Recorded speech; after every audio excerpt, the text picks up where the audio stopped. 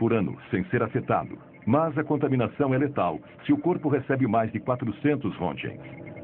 Naquele primeiro dia, os habitantes absorveram uma dose de radiação 50 vezes maior que a considerada inofensiva. Naquele passo, a população receberia a dose letal em 4 dias. Para entender a situação, o coronel enviou uma patrulha para fazer medições na área externa da usina.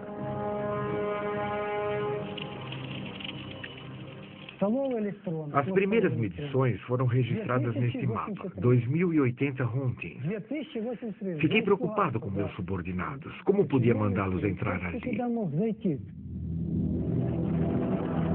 Nesses níveis astronômicos, bastam 15 minutos para que um ser humano absorva uma dose letal de radiação.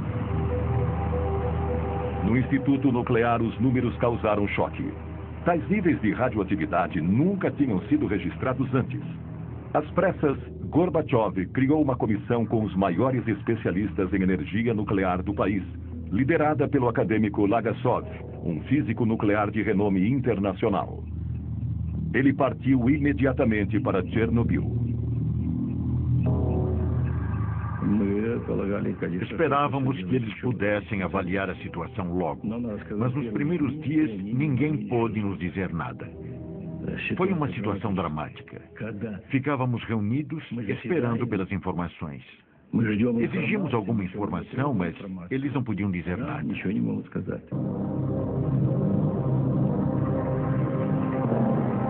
20 horas após a explosão, o nível de radioatividade continuava a subir. Naquela altura, as portas e janelas já deveriam estar seladas e a população deveria estar tomando pílulas de iodo para combater os efeitos da radioatividade. Mas nada disso tinha sido feito. Apesar da tensão crescente na cidade, a população ainda não tinha sido informada da situação. Na época, Yulia Marchenko tinha apenas 5 anos. Ela morava em Pripyat com a família. O pai dela trabalhava na usina. Meus pais me levaram para a escola como sempre. Tudo estava absolutamente normal. Meu pai já sabia que tinha havido um acidente, mas nenhuma precaução tinha sido tomada ainda. 30 horas após a explosão, as primeiras medidas de segurança começaram a ser tomadas. Mais de 1000 ônibus chegaram. Às 2 da tarde, o exército anunciou que todos os moradores iriam ser retirados da cidade.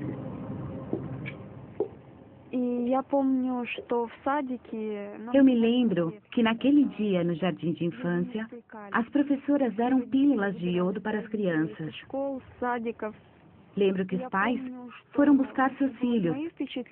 Todo mundo estava apressado, correndo de um lado para o outro, mas não havia pânico.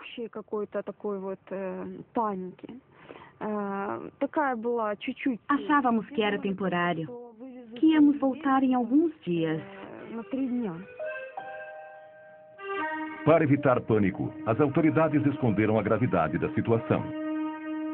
Os moradores tinham um prazo de 2 horas para pegar suas coisas e aguardar na porta de suas casas. Mandaram todo mundo entrar nos ônibus.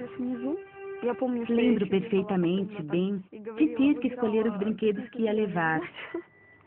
Eu tinha muitas bonecas e queria levar todas, mas não podia. Não podíamos nem levar roupas mais pesadas.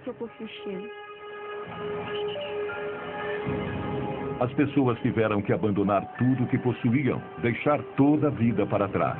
Eles nunca mais iriam voltar. Um idoso não quis ir nos ônibus. Ficou para trás. Seu corpo foi encontrado algumas semanas depois.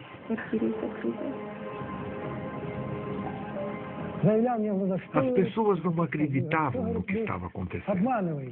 Pensaram que estavam sendo enganadas. Os mais velhos lembravam da ocupação alemã e diziam que em 1941 havia bombas, mas que agora não havia nada. Eles não acreditavam no inimigo invisível, mas não havia tempo para explicações. Meus soldados e eu estávamos apenas cumprindo ordens.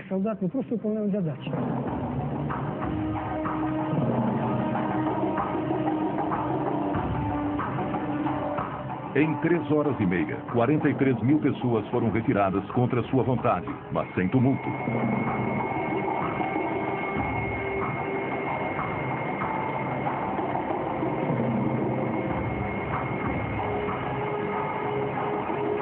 Os ônibus começaram a levar os primeiros refugiados atômicos da Europa. Eles tinham sido expostos a doses de radiação que podiam alterar a composição do sangue e estimular o desenvolvimento de cânceres. Ну, как я нахожу, что, по-моему, скоро его отмоют. Скоро люди здесь будут жить. Ну, еще что вам сказать? Город должен жить. Красивый город. Вот я сейчас смотрю напротив стадиона. Здесь должны дети играть. Ну, без риска, по-моему, нигде нельзя.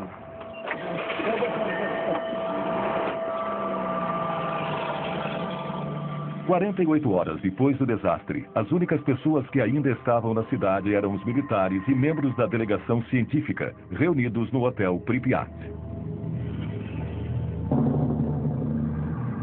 Como se ignorassem o perigo, eles comiam, dormiam e trabalhavam ali tranquilamente. Eles eram cientistas, especialistas. Não acredito que eles agiram de maneira irresponsável ou suicida, mas eles subestimaram a gravidade da situação. Os critérios antigos não serviam mais.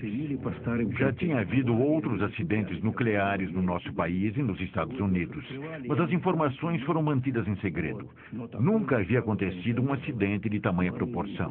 Eles até achavam que o reator estaria operacional em maio ou junho. Enquanto isso, o vento começou a levar nuvens carregadas de partículas radioativas para o norte. Entre 26 e 27 de abril, elas circularam por mais de 1000 quilômetros sobre a Rússia, a Bielorrússia e o Báltico.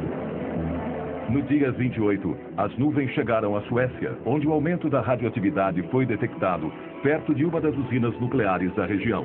Logo depois, os noticiários da TV alertavam a população. A poeira radioativa de Chernobyl estava caindo sobre Estocolmo. Um esquadrão de caças foi enviado para fazer medições nas nuvens. O nível de radioatividade indicava um grave acidente. 60 horas após o desastre, nenhum comunicado oficial tinha sido enviado para fora da União Soviética.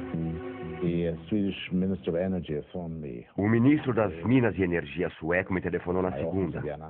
Eu estava no escritório em Viena e ele me disse que tinham registrado níveis altíssimos de radioatividade nas proximidades da usina nuclear de Forsmark, no leste da Suécia. Eles concluíram que a nuvem tinha vindo de fora. Me perguntaram se eu sabia alguma coisa a respeito e eu disse que não, mas que ia investigar. Entramos então em contato com a Polônia. Apesar de não terem uma usina nuclear, podiam ter tido algum outro tipo de acidente. E é claro, entramos em contato com os russos. O que havia acontecido? Uma explosão? Nuvens radioativas? Contaminação grave? Foi a Suécia que enviou o alerta para nós.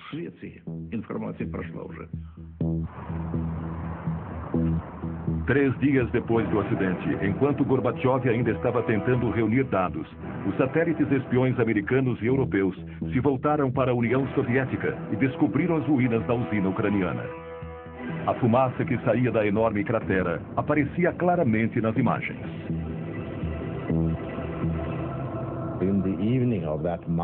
Naquela segunda-feira à noite, no dia 28, recebemos uma mensagem de Peter Petrovsky, chefe da Comissão de Energia Nuclear Russa. Ele nos informou sobre o acidente ao mesmo tempo em que os russos avisavam o resto do mundo. No Politburo, nós decidimos que toda e qualquer informação deveria ser reportada a nós. Por isso, chamei a KGB e ordenei que eles acompanhassem tudo o que estava acontecendo lá e que nos transmitissem todas as conversas dos cientistas. Mandei que enviassem aquelas informações a mim pessoalmente.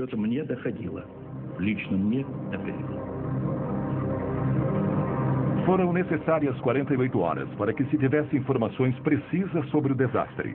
Foram 2 dias inteiros, durante os quais os 43 mil habitantes de Pripyat ficaram expostos à contaminação. E o problema continuava. Na parte inferior do reator, 1.200 toneladas de magma incandescente continuavam a queimar a mais de 3.000 graus, liberando gases e poeira radioativa na atmosfera. A Europa inteira estava à mercê dos ventos.